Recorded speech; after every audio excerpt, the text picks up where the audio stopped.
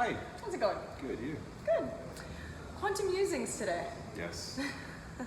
I've already done my own post on this and dove deep down the rabbit hole on my thoughts, but I'm here to pick your brain today and see how far down the rabbit hole you've gone. All right. Interesting. So, how, as far as the data landscape, how do you see that kind of evolving and impacting everyday business? It's really front and center nowadays. Sure. So, I mean, it's been known for a while that the importance of data is growing. There was a phrase coined, the age of analytics, as well. Basically, if a firm has access to data, a firm has data, they should be using it. They should be growing their business with that data. And any business that's kind of not using its data is going to struggle as they come up with competitors that are. And what we've seen over the last few years is more and more access to the tooling to be able to make use of that data. And part of also what's so attractive with what Engine are doing and how we're transforming the data engineering side of things is make access to these platforms a lot easier. So I think with that transformation of the tech behind it, we see more of the adoption from the firms to try to mine a piece of data they have around the business and to make more use of it and present to the users, integrate it from disparate sources so they're no longer siloed, and have the end user more empowered also to do their own research and analytics as part of it. Yep. No, that definitely makes sense. And the other thing, you made an interesting point on making use of that data, and in order to make use of that data, they have to own that data, right? That has to be something that's centralized in an in-house platform that they own. And that's the other thing that I love about what we're trying to roll out, what we're trying to enable is giving them access to that infrastructure so that they can actually take ownership of their own.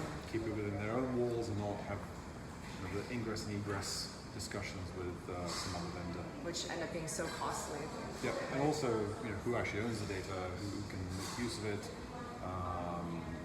can you actually perform the analytics on it that you want, or does it go through some filter of trying to work with a third party and so on. So it's definitely some of the conversations I've had over the last few months with other firms, and they're struggling in terms of empowering their own users to access that data and make use of it. It's definitely a struggle, and it's definitely a challenge to manage this data in-house in an ongoing way. Yeah. And I mean, now looking at the technological convergence, right, everything that's coming together, how do you see a lot of these technologies, like the quantum obviously, but also that accelerating the AI and ML, and how is that impacting the business's data and their research? Yeah, so quantum's still some years off, but the groundwork is being laid now, and a lot of the research that's happening is accelerating that move towards computing. And obviously it's not going to be the solution for everything, but it promises to be a paradigm shift for some of the greater challenges out there in terms of decision making, in terms of mining the data. And I think we're doing the right thing in terms of thinking about it right now. I know you're on your rabbit hole, and that's obviously it's driving that direction where we want to take this business. So putting in that data engineering platform now with the mindset of how it will perform once quantum computing is on a mainstream kind of approach. And I think what we should be aiming to do is make it as accessible to everyone once it is mainstream and able to perform and be on parity or beyond what classical computing can do now. Yeah, and saving on having to upskill and bring on that knowledge and understand all the data engineering aspects of quantum versus classical versus all the different tooling. I think that's a great point in terms of the resourcing. The human capital itself is a massive bottleneck in terms of getting some stuff done. So if we can find a way to automate it, that will help clients at the end of the day to get up and running quicker. And if there's one takeaway that we can give to anyone out there, it's that one data engineer or resource does not do it all. That's never the case. Nope. It's never the case. If you have that, you're already either overloading them or giving them things that are outside of their skill set and potentially missing something. And that's a pain point that we've obviously seen and are trying to solve for. Yeah. And you mentioned obviously the maturity of a lot of these technologies are coming out in a couple of years, but what are you seeing across that roadmap, and how are you looking to integrate that into a lot of the R&D that you're doing with the guys now? Yeah, so there's a lot of players out there pushing hardware. It's not in its current state on parity with classical computers in many ways. Obviously, there have been some announcements from Google and so on where they've managed to solve some of the problems.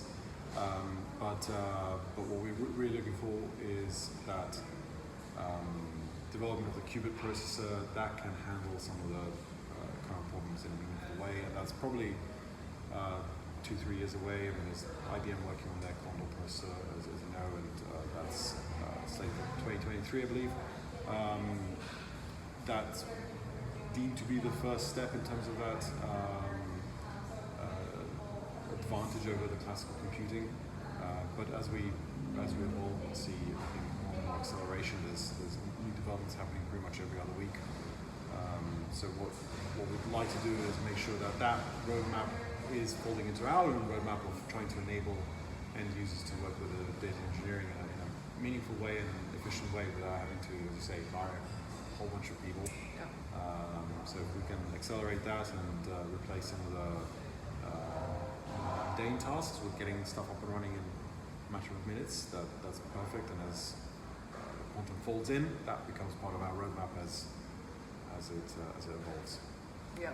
And for those that don't know, Marko, I mean, your own background is also heavy in the cloud technology space, right? And, yes. How do you see that marrying up? Because obviously quantum's very new, and there's a lot of still stuff to be learned, stuff to discover, a lot of R&D that we have to do ourselves. How are you approaching it? Me personally as well. So I'm completely new to the quantum stuff, even though I've known it for years. It's really come to the forefront now that I've gone back to university to study quantum computing. Amazing. Yeah. So I thought I'd get back to proper studying and get from the basics up to where we should be going and developing that technology. That's exciting, because I'm excited to see how that integrates with the roadmap and a lot of things that Definitely, are coming. And marrying up with my own non-technical rabbit hole that I do with the quantum stuff as well. So that's always fun. Well, thanks for your time, and we'll catch everyone up soon. Thank you.